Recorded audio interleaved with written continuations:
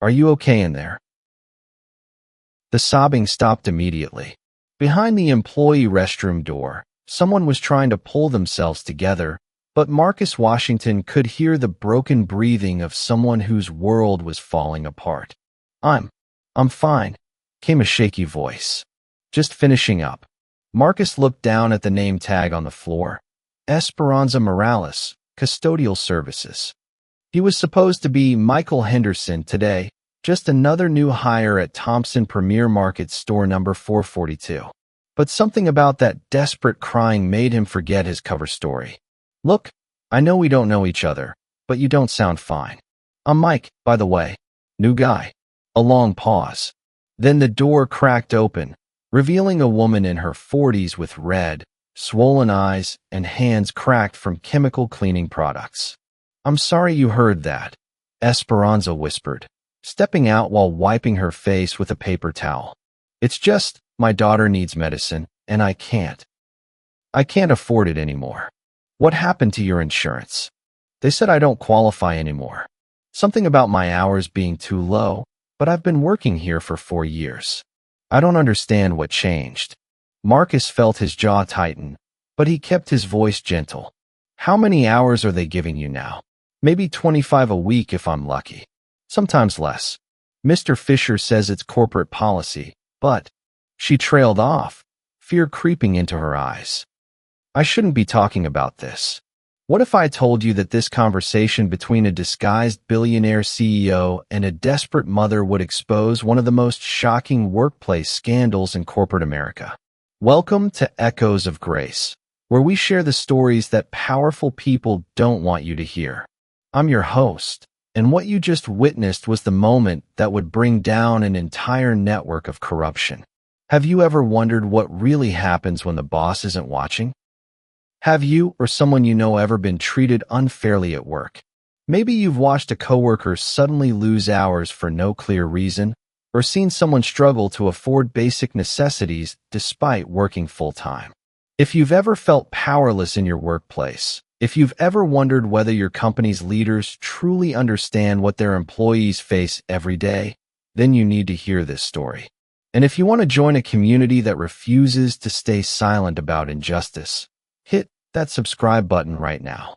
The Echoes of Grace family is growing stronger every day, and your voice matters in this fight. That conversation you just heard wasn't between two regular employees. The man calling himself Mike was actually Marcus Washington, the billionaire black CEO who had built Thompson Premier Markets into a $2.3 billion empire. He thought he knew his company. He believed the perfect reports about store number 442, the glowing reviews of regional manager Brad Fisher, the 0 complaints, and maximum efficiency scores. But Esperanza's tears told a different story.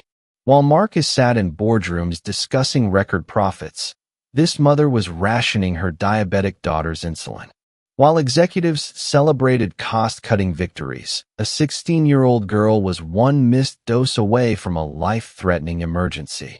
The woman standing in front of him represented everything his company claimed to protect.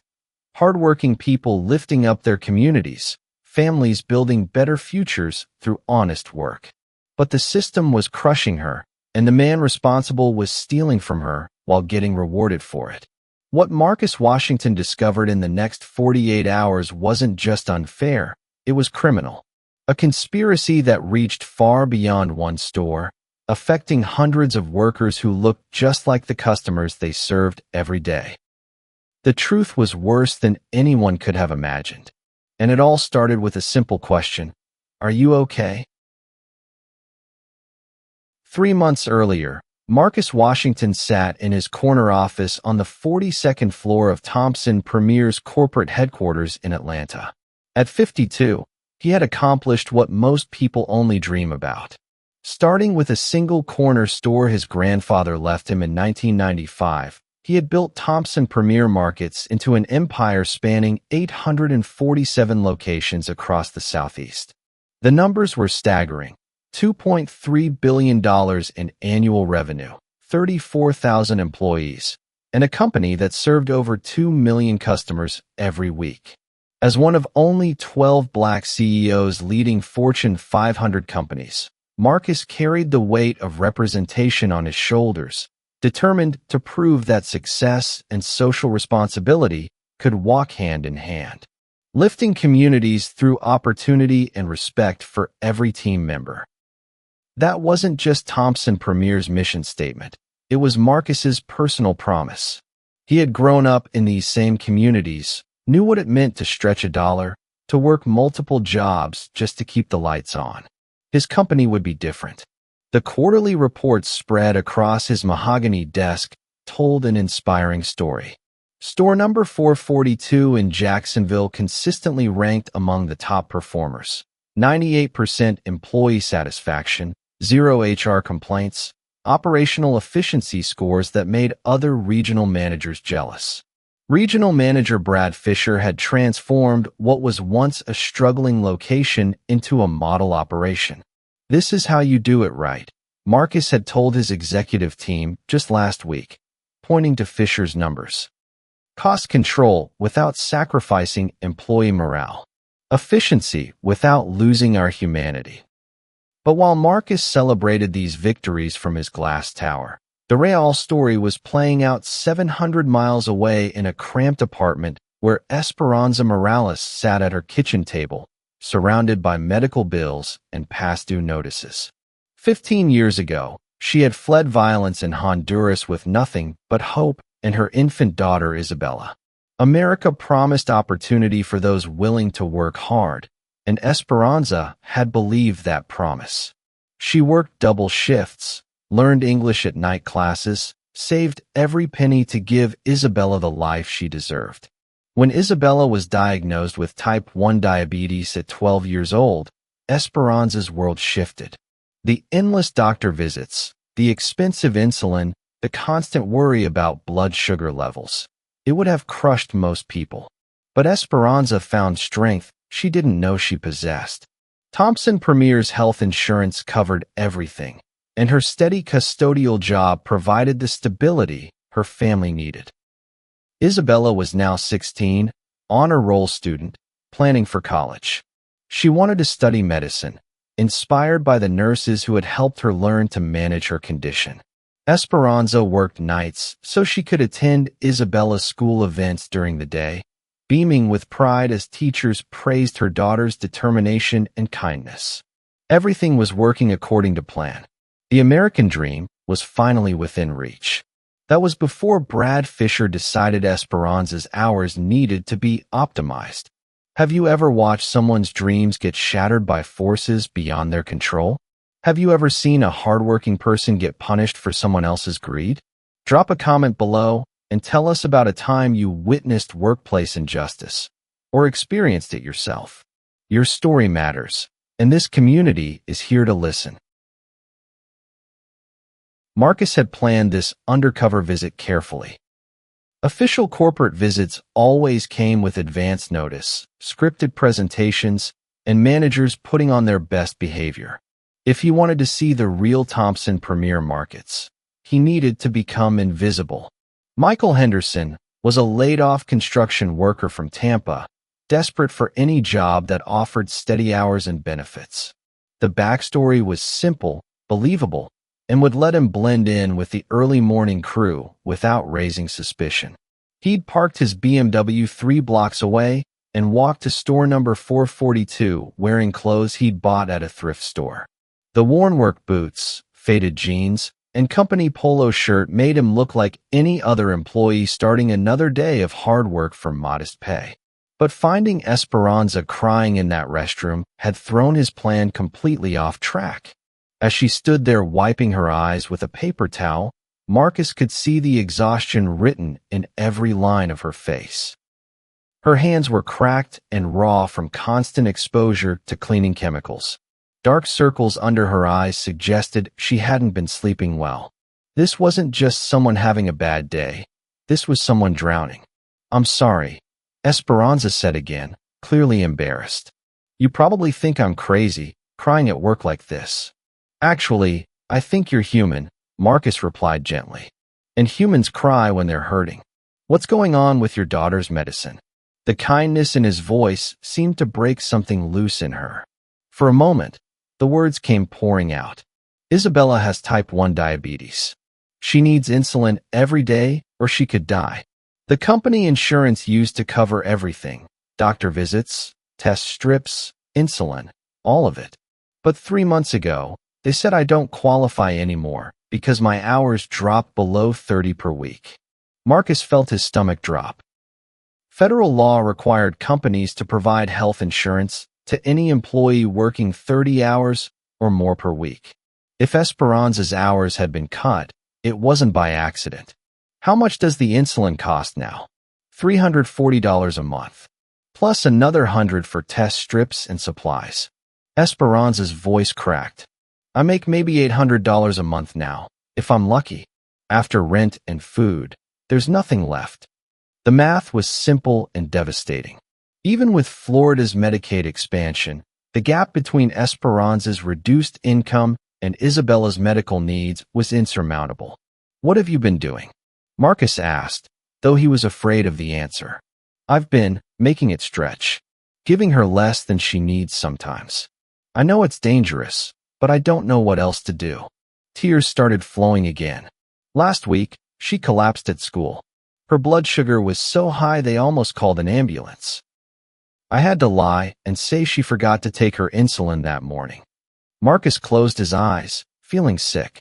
Insulin rationing was a deadly game that killed diabetics across America every month. The fact that it was happening to an employee of his own company made him want to punch something. Who made the decision to cut your hours? Mr. Fisher, the regional manager. He called it operational efficiency. Said corporate was demanding better cost control. Esperanza looked around nervously. But I shouldn't be talking about this. If he finds out I complained to anyone, what would happen? I'd lose the job completely. And then Isabella would have nothing. Just then, heavy footsteps echoed down the hallway. Esperanza's entire body tensed, and she quickly turned away, pretending to organize cleaning supplies in a nearby cart. Morales. The voice was sharp, demanding. What's taking so long? The front restrooms better be spotless before we open, or you can find somewhere else to work. A man in his 30s appeared around the corner. Expensive suit, perfectly styled hair, and the kind of confident smirk that comes from knowing you have power over people who can't fight back. His name tag read, Brad Fisher, Regional Manager. Sorry, Mr. Fisher, Esperanza said quickly. Just talking to the new employee about cleaning procedures.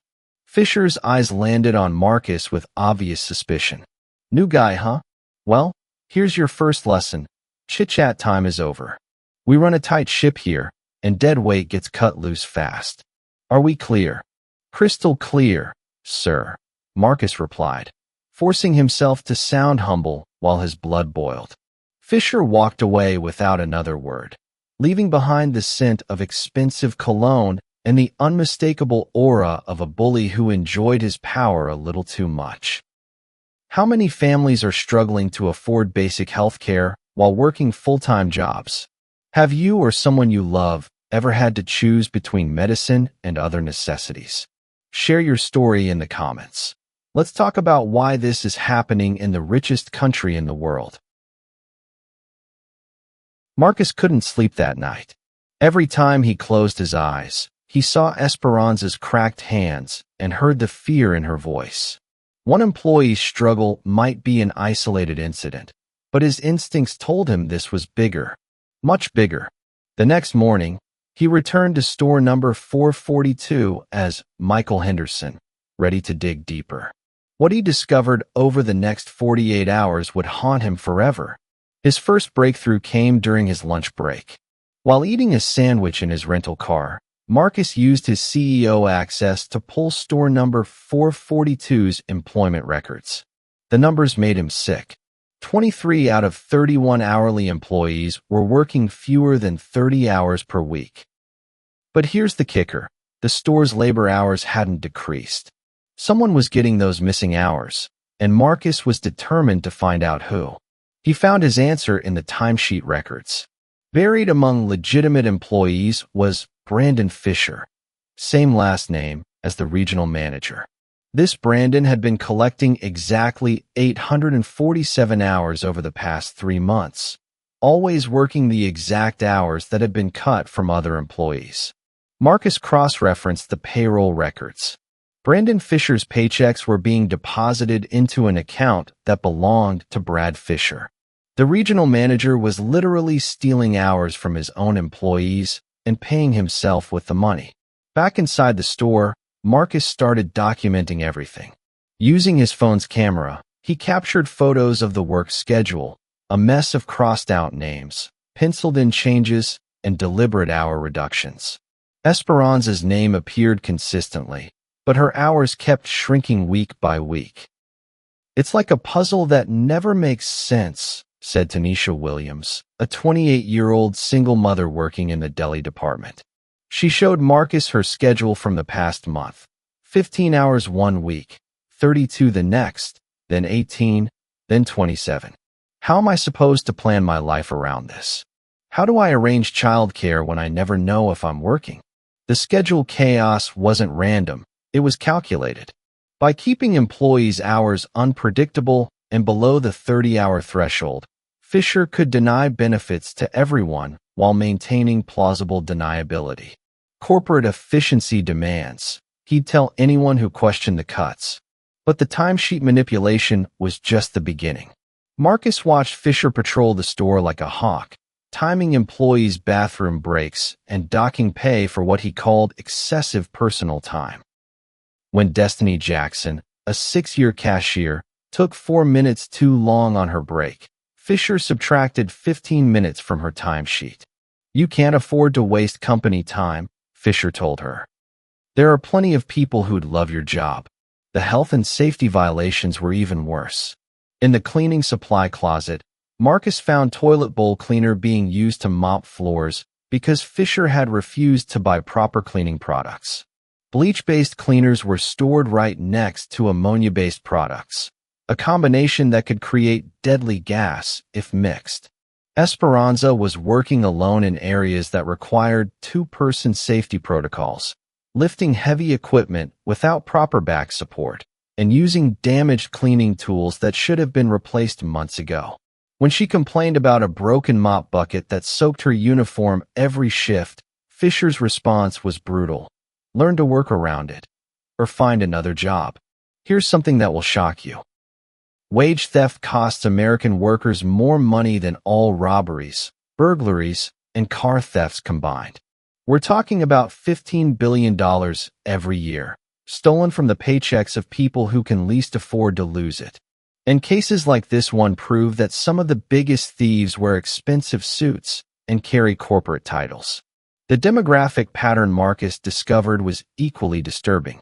Of the 23 employees facing hour cuts and benefit losses, 67% were women. 73% were people of color.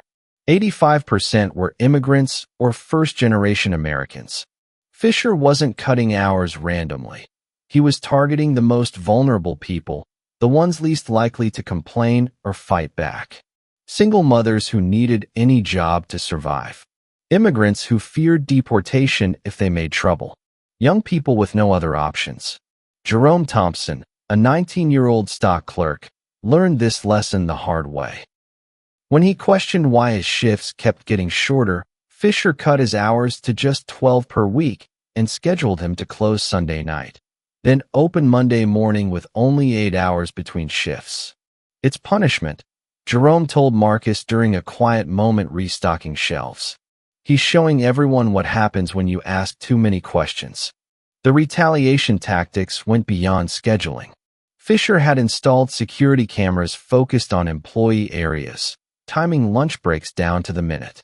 He kept detailed notes about which employees talked to each other, who seemed negative, and who might be troublemakers.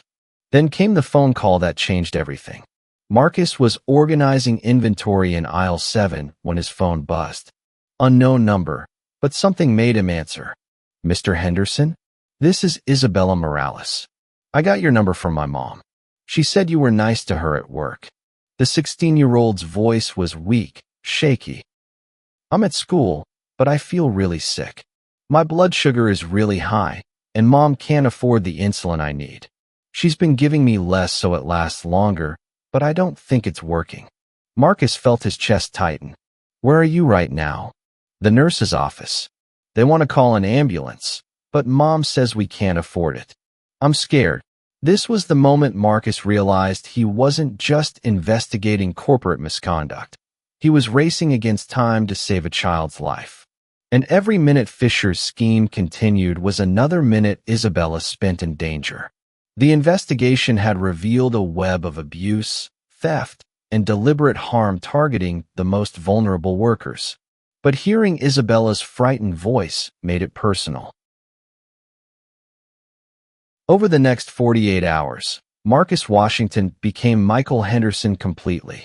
He clocked in at 4 a.m., mopped floors until his back ached, and listened to conversations that would have made his corporate lawyers reach for their phones. What he discovered wasn't just one bad manager cutting corners.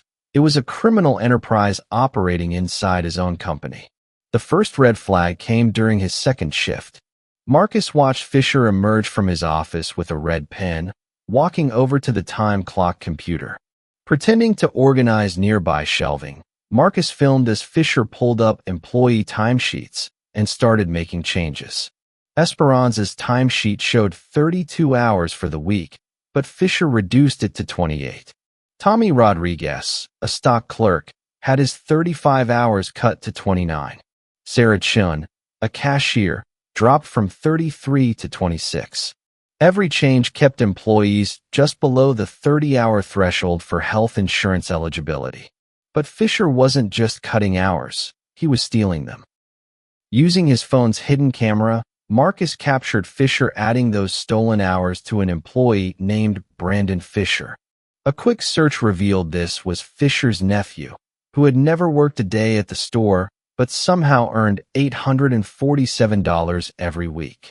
The scheme was brilliant in its cruelty. Steal hours from desperate workers who couldn't afford to complain, assign them to a ghost employee, and pocket the money while denying real people the benefits they'd earned. Marcus spent his lunch break in the employee parking lot, reviewing the footage and cross-referencing employee schedules. The pattern was clear and devastating. 23 hourly employees had been affected over the past 6 months. Their combined stolen wages totaled $43,000.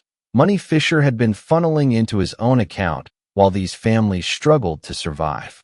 The scheduling chaos was deliberate torture. Tanisha Williams, a single mother in the deli department, showed Marcus her recent schedules. 15 hours one week, 32 the next, then 18, then 35. The inconsistency made it impossible for her to budget, plan childcare, or find a second job. I never know if I'll be able to pay rent, she confided during a quiet moment. My babysitter can't work with these crazy hours, so sometimes I have to bring my 6-year-old to work and hide him in the break room. The health and safety violations were equally appalling. In the custodial closet, Marcus found bleach-based cleaners stored next to ammonia products, a combination that could create deadly chloramine gas. Esperanza had been using toilet bowl cleaner to mop floors because Fisher refused to order proper supplies. He says we're spending too much on chemicals, she explained. But mixing these products makes me dizzy sometimes. I just hold my breath and work fast. Off-the-clock work was standard practice. Every employee arrived 15 minutes early for mandatory team meetings that were really just Fisher threatening anyone who looked unhappy. They stayed after closing for unpaid cleaning duties, but the time clock system rejected any punches outside scheduled hours. When Jerome Thompson questioned the scheduling changes, Fisher's retaliation was swift and brutal. His hours dropped from 35 to 12 per week, and he was assigned back-to-back closing and opening shifts with only 8 hours between them. Here's something that will shock you. Employers steal more money from workers every year than all robberies, burglaries, and auto thefts combined. While thieves steal about $14 billion annually through traditional crimes, bosses steal over $15 billion through wage theft. Yet workers face criminal charges for stealing a candy bar, while managers who steal paychecks get promoted. Marcus discovered the targeting wasn't random. Of the 89 employees affected across Fisher's district, 67% were women and 73% were people of color. Fisher deliberately preyed on immigrants like Esperanza, single mothers like Tanisha, and young workers like Jerome, people he assumed would be too afraid or powerless to fight back. Then came the phone call that changed everything. Marcus was restocking shelves when his phone buzzed. Unknown number. He almost ignored it, but something made him answer. Mr. Henderson? The voice was shaking, panicked. This is Esperanza. Isabella collapsed at school. They're taking her to the hospital, and they want to know about her insurance, but we don't have insurance anymore, and I don't know what to do. Marcus's blood turned to ice. This wasn't just about stolen money anymore. This was about a 16-year-old girl dying because a greedy manager wanted to inflate his bonus. I'm coming, Marcus said, abandoning his cart and heading for the exit. Wait, Esperanza's voice cracked. I can't leave work. Mr. Fisher said if I miss any more time for family emergencies, he'll fire me. But she's my daughter, and I don't know if she's going to be okay. That moment crystallized everything for Marcus. A mother forced to choose between her job and her child's life. A teenager suffering because healthcare had been weaponized against her family. A system so corrupt that life and death decisions were being made by a petty tyrant who saw human beings as numbers on a spreadsheet. The investigation phase was over. It was time for justice. But here's the real question. How many other Esperanzas are out there right now? How many families are suffering while we stay quiet? If you don't share this story, if you don't speak up about workplace abuse when you see it, you're part of the problem. Hit that share button and break the silence that allows monsters like Fisher to thrive. Friday morning, 7:45 a.m. The early shift at store number 442 was in full swing when 3 black SUVs pulled into the parking lot. Marcus Washington stepped out of the lead vehicle wearing a tailored charcoal suit, flanked by Rebecca Martinez, Thompson Premier's chief legal officer, and 2 plainclothes security investigators. The transformation was complete. Gone was Michael Henderson, the desperate construction worker. In his place stood the billionaire CEO who had built an empire, and he was here for blood. Employees near the front windows stopped what they were doing, confusion spreading across their faces. Esperanza, restocking paper towels in aisle 7, looked up as the automatic doors opened, and this imposing group strode through. "Excuse me," called Tommy Rodriguez from behind the customer service counter. "The store doesn't open for another 15 minutes. "That's okay," Marcus replied, his voice carrying the authority that had commanded boardrooms for decades. "I own the store." The silence that followed was deafening. Esperanza dropped the package of paper towels she was holding, her hand flying to her mouth as recognition dawned.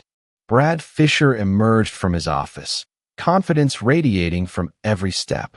He'd heard voices and come to investigate, probably ready to tell these customers about store hours and policies.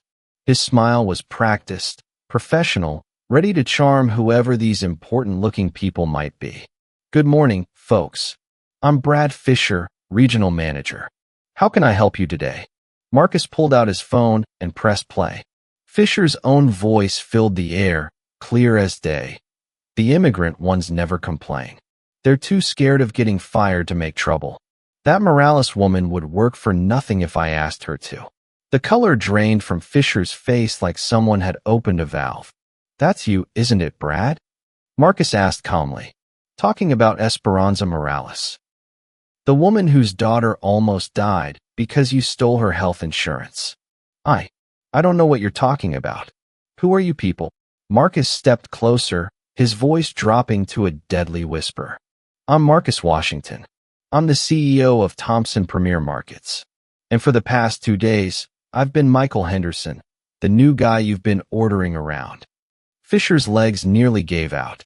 His mouth opened, and closed like a fish gasping for air. I have 43 hours of recorded audio, Marcus continued, his phone still playing Fisher's incriminating words. Video of you editing timesheets. Bank records showing payments to your ghost employee nephew. Documentation of every single law you've broken while stealing from my employees. The security investigators stepped forward, badges visible. Bradley Fisher, you're under arrest for wage theft, benefit fraud, and conspiracy to commit embezzlement. Wait, this is a misunderstanding. Fisher stammered as handcuffs clicked around his wrists. I was just following corporate efficiency guidelines. I was saving the company money. You were destroying lives, Marcus shot back, and calling it business. As Fisher was led away, still protesting his innocence, Marcus turned to face the gathering crowd of employees. Esperanza stood frozen, tears streaming down her face. Marcus walked directly to her, his voice gentle but firm. Ms. Morales, I owe you an apology that I can never fully repay. What happened to you and Isabella should never have occurred at any Thompson Premier location. Not on my watch. Not ever. I don't understand, Esperanza whispered. You were Mike. You helped me move those boxes yesterday. I was learning what my company really looks like when I'm not around. And what I learned broke my heart. Marcus pulled out an envelope. This is your back pay. Every penny he stole from you, plus overtime penalties. Isabella's medical bills are covered, and you're enrolled in our premium health plan effective immediately. The room erupted in whispers and gasps. Some employees were crying, others looked stunned. But Marcus wasn't finished. The arrest of one corrupt manager was just the beginning. Justice served, but the real question remains. How many other companies are hiding the same corruption? If you believe corporate leaders should be held accountable for what happens to their workers, smash that like button. And tell us in the comments, what do you think should happen to executives who profit while their employees suffer? The changes began immediately. Within hours of Fisher's arrest, Marcus had his entire executive team on site, conducting emergency audits and implementing reforms that would reshape not just store number 442, but the entire Thompson Premier empire. Esperanza received $8,400 in back pay, every stolen hour calculated at overtime rates, plus penalties. But the money was just the beginning. Marcus personally enrolled her entire family in the company's premium health plan, covering all of Isabella's medical expenses retroactively and ensuring she'd never again have to ration insulin.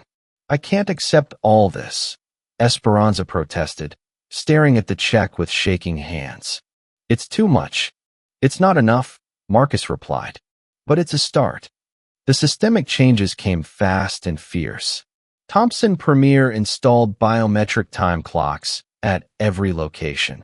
Fingerprint scanners that made timesheet manipulation impossible. No more red pens, no more altered records, no more stolen hours disappearing into thin air.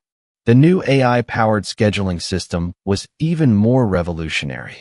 It flagged any attempt to keep employees below benefit thresholds, automatically offered additional hours to existing staff before allowing new hires, and provided 2 weeks advance notice for all schedules. Managers who tried to game the system found themselves locked out, with alerts sent directly to corporate headquarters. But technology was only part of the solution. Marcus established employee councils at every store, elected representatives with direct access to corporate leadership, monthly meetings with regional management, and guaranteed protection from retaliation. Tommy Rodriguez became store number 442's first council representative. For the first time in 4 years, I feel like my voice matters, he said during the inaugural meeting. We're not just bodies filling shifts anymore. We're people with ideas and concerns that actually get heard. The transformation rippled far beyond Thompson Premier. Marcus went public with the story, testifying before Congress about wage theft in the retail industry. His company's reforms influenced legislation in 3 states, with lawmakers citing the Fisher case as evidence that stronger penalties were needed for workplace criminals. Other major retailers took notice. Walmart announced new scheduling protections for their employees. Target implemented similar biometric timekeeping systems. Kroger established their own worker councils. The industry was scrambling to avoid becoming the next cautionary tale. 6 months later, Marcus returned to store number 442 for an unannounced visit, this time as himself, not in disguise. The transformation was remarkable. The break room had been renovated with comfortable seating, a new microwave, and a bulletin board covered with employee achievements and family photos. Laughter echoed through the aisles instead of the tense silence that had defined Fisher's reign. Employee satisfaction scores, now measured independently by a third-party firm, ranked store number 442 in the company's top 10. Turnover had plummeted from 78% to 23%. Most importantly, the store was exceeding sales targets while treating workers with dignity and respect. Esperanza's life had changed completely. She'd been promoted to facilities supervisor with an $18,000 salary increase and comprehensive benefits. Isabella's diabetes was perfectly controlled with consistent medical care, and she'd been accepted to a prestigious pre-med program with a scholarship funded by Thompson Premier's new education initiative. "Look at this," Esperanza said, showing Marcus a photo on her phone. Isabella in a lab coat, working alongside medical researchers during a summer internship. She wants to develop better treatments for diabetic children. She says she wants to make sure no other kid has to go through what she did. The legal consequences for Fisher were severe. Florida had followed California's lead in treating large-scale wage theft as grand theft. Fisher was convicted on 3 felony counts and sentenced to 18 months in prison, plus full restitution to every affected employee. His conviction sent shockwaves through the retail management community. The message was clear. Stealing from workers would no longer be treated as a cost of doing business. But perhaps the most powerful change was cultural. Thompson Premier's new motto became "Every voice matters," and Marcus made it clear that this wasn't just a slogan. Monthly town halls connected corporate leadership with frontline employees. Anonymous feedback systems allowed workers to report problems without fear. And most importantly, executives were required to spend time working alongside employees in stores, warehouses, and distribution centers. The company's stock price hit record highs as customer loyalty soared. Consumers wanted to support businesses that treated workers fairly, and Thompson Premier became the gold standard for ethical retail operations. Marcus had learned the most important lesson of his career. True success isn't measured in quarterly profits, but in the lives you lift up along the way. 2 years later, Marcus Washington stood before a packed auditorium at the National Retail Leadership Summit. His keynote speech had drawn CEOs from across the country, all wanting to hear from the man who had turned corporate scandal into industry transformation. "The most important conversation of my career lasted 3 minutes," he began, his voice carrying to every corner of the room. "It happened in an employee restroom when I heard someone crying and chose to ask if they were okay." The audience was silent, hanging on every word. "For 28 years, I thought I was building something meaningful. I had mission statements, diversity programs, employee appreciation events. But I was so busy celebrating our success that I forgot to listen to the people who made it possible." Marcus paused, letting that sink in. Esperanza Morales taught me that leadership isn't about the view from the corner office.